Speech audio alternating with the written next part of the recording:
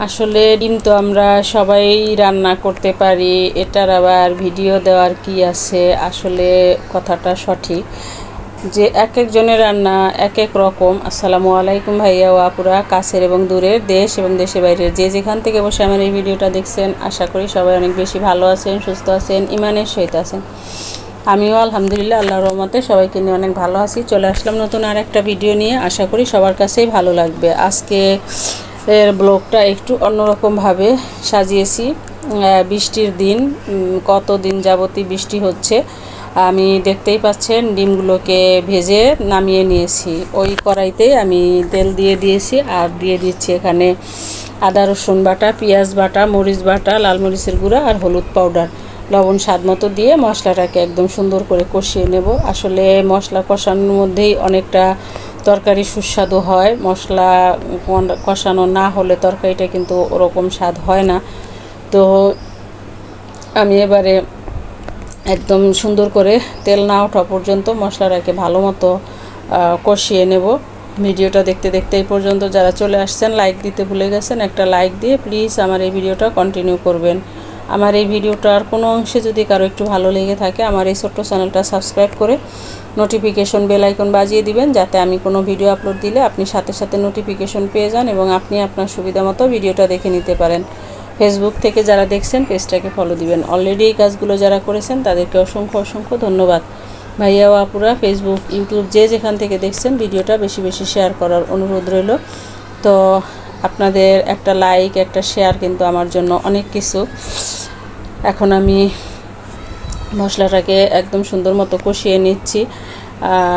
ঠান্ডার দিন, মানে মনে চাইতেছিল না যে অন্য কোনো কিছু রান্না করি বা অন্য কিছু করি, সেজন্যই সহজভাবে ভাবলাম যে ডিমটা রান্না করে নিই, কারণ ডিমের চেয়ে সহজ তো আর কোনো রান্না হয় না।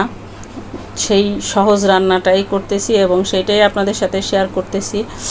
আসলে এটা রান্নার কোনো চ্যানেল না বা রান্নার শেখানোরও কোনো কিছু না। আমি যা রান্না করি, যেভাবে রান্না করি, সেই ভিডিওটাই আপনাদের সঙ্গে শেয়ার করি, এইটাই আর কিছু না।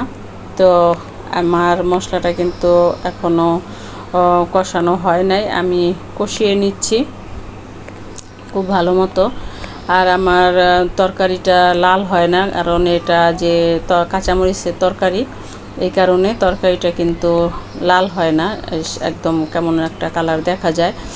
যদি শুকনা মরিচের তরকারি হইতো তাহলে কিন্তু লাল দেখা যাইতো, এই জন্য এরকম দেখা যায় কালারটা, সেটাও আমি আপনাদেরকে বলে দিলাম।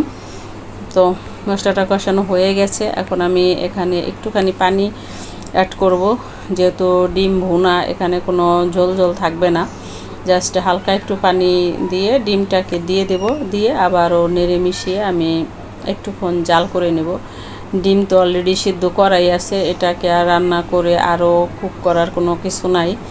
সেই হেতু এটা মশলাটাই মানে কষিয়ে আমি এর মধ্যে ডিমটাকে ছেড়ে দিব।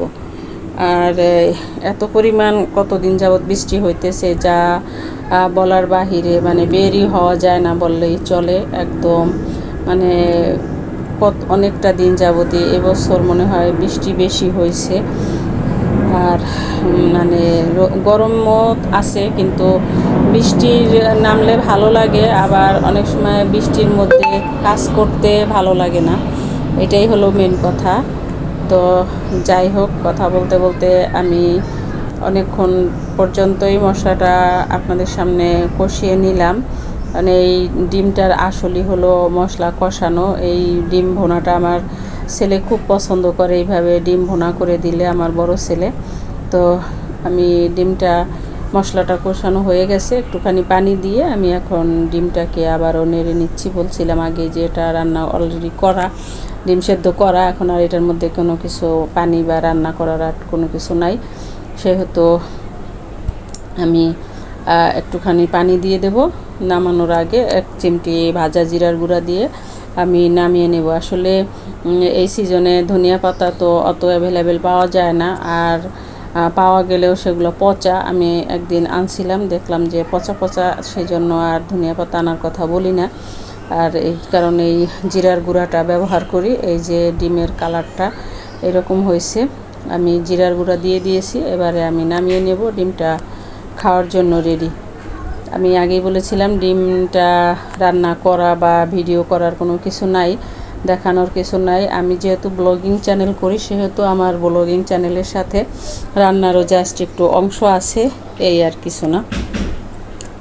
তো এবারে আমার রান্নাটা শেষ, আমি এখন নামিয়ে নেব। ডিমটা রান্নাটা কেমন হয়েছে অবশ্যই কমেন্ট করে জানাতে ভুলবেন না। আপনাদের মূল্যবান মতামত কমেন্টে জানিয়ে দিবেন। এবারে চলে যাব ছাদ বাগানে। ছাদ বাগানের কিছু গাছপালা তোমাদের সাথে শেয়ার করব। দেখো অতিরিক্ত বৃষ্টিতে ছাদটা পুরা শ্যাওলা পড়ে আছে, আর পুঁই শাকগুলা কিন্তু একদম তরতাজা হয়ে উঠছে। মেহেন্দি গাছটাও একদম তরতাজা আছে, কারণ বৃষ্টি পাইলে গাছগুলা যেন হাসতে থাকে। আর একদিন খরা হইলেই গাছগুলো একদম নেতিয়ে যায়, কারণ এখানে তো কোনো রকম কোনো মাটি একদম নাই বললেই চলে।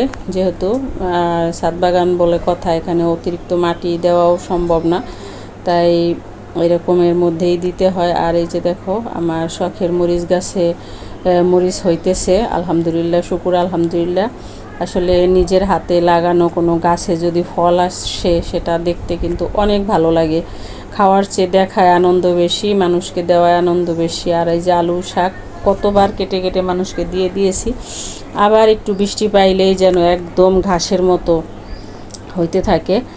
আর আম গাছের নিচে আবার একটা আমড়া গাছ হয়েছে, এই যে দেখো আমড়া গাছটা কাটতেও মায়া লাগতেছে। এটা ভাবছি উঠিয়ে অন্য আরেকটা টবে দিয়ে দেব, কাটবো না। আর আলহামদুলিল্লাহ বরবটির ফলন তো এবছর অনেক হয়েছে। নিজেরা তো পর্যাপ্ত খেয়েছি, মানুষকেও আশেপাশে দিয়েও দিয়েছি। তো এখনও একটা দুইটা করে হইতেই আছে। তো আলহামদুলিল্লাহ, শুকুর আলহামদুলিল্লাহ সব কিছুর জন্য। আল্লাহর নেয়ামত অস্বীকার করার কোনো উপায় নাই। এই যে দেখো কত পরিমাণ বরবটি হয়ে আছে। আর এই যে এই টবটার মধ্যে কচু লাগিয়ে দিয়েছিলাম, সেটাও আলহামদুলিল্লাহ একদম, মানে বলছি না, বৃষ্টি নামলে গাছগুলা যেন হাসতে থাকে। প্রত্যেকটা টবের গাছ, প্রত্যেকটা মানে গাছ একদম সুন্দর হয়ে আছে। এই আর কি অবস্থা। ছাদ বাগানে আসলে আসলে মনটা ভালো হয়ে যায়। উপরে খোলা আকাশ, নিচে ছাদ বাগান, গাছপালা, যেন অন্যরকম একটা শান্তি। ঢাকা শহরে তো আর ওরকম খোলামেলা পরিবেশ বা পাওয়ার অবস্থাও নাই, উপায়ও নাই। তাও নিজেদের যতটুকু আছে এটা নিয়ে সন্তুষ্ট থাকা ভালো। তো এইটাই আর কি অবস্থা, নিজেদের যা আছে এই নিয়ে সন্তুষ্ট আছি আল্লাহর কাছে, শুকুর আলহামদুলিল্লাহ। এই আর কি অবস্থা। ভিডিওটা আর বেশি লম্বা করব না, ফিরে আসবো নতুন কোনো ভিডিও নিয়ে। সেই পর্যন্ত সবাই ভালো থাকবেন, আমার জন্য দোয়া করবেন, আমিও আপনাদের জন্য দোয়া করব। আমার এই ভিডিওটা কেমন হয়েছে অবশ্যই কমেন্টে জানাবেন। আর এই যে দেখেন বেলা, সেও আমার সঙ্গে সঙ্গে ছাদে চলে আসছে পানির মধ্যে। আমার সঙ্গে সঙ্গে ও থাকে, পিছন পিছন পিছন পিছন যায়, ডাক দিলে আবার সাড়া দেয়। এই হলো অবস্থা। আজকে পর্যন্তই, আল্লাহ হাফেজ।